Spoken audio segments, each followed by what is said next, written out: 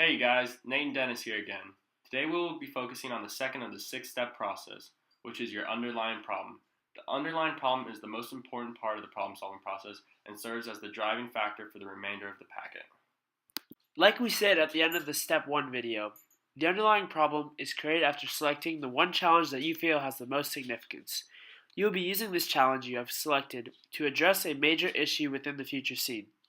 Make sure that this problem is also one that you could find many solutions. Solutions are Step 3, which we will go over in our next video.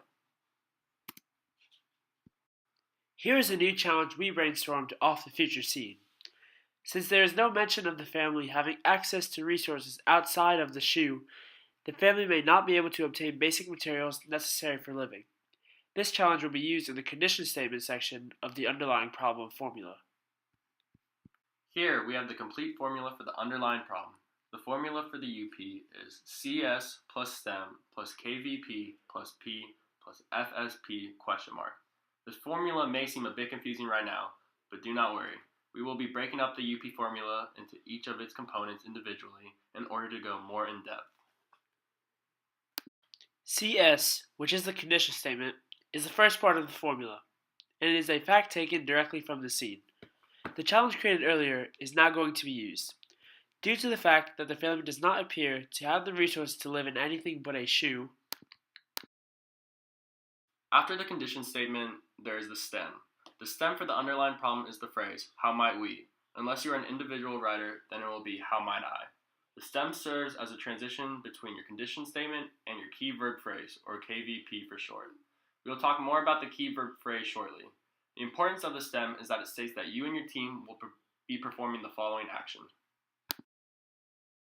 The key verb phrase is the action that will solve the major problem we have identified and chosen as the most important. Increase and decrease are the most common used because you can easily see if something has been increased or decreased in your solutions, but those are not the only verbs you can use. We use assist in our key verb phrase here. How might we assist the old woman while raising her children? Your key verb phrase should never be an absolute verb, such as eradicate or eliminate. The KVP should be more focused on something that is more easily measured, hence the reasoning for using increase or decrease, as nothing is ever 100% foolproof. The fact that no solution is fully guaranteed is the main reason why you should look to stay away from absolute verbs when writing your underlying problem. The purpose is what you hope to accomplish with the solutions in Step 3 that you and your team create. In our UP, we said, so that they will grow up to be healthy.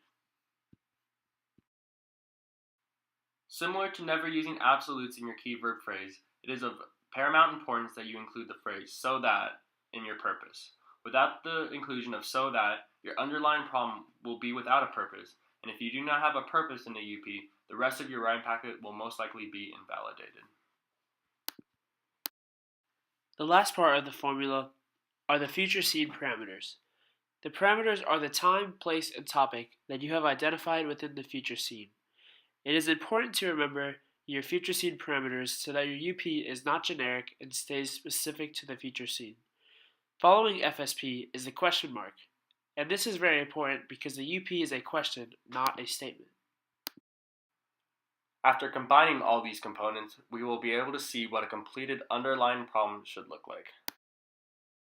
So now, putting all the pieces together, we have the condition statement, plus STEM, plus key verb phrase, plus purpose, plus future scene parameters, and that question mark.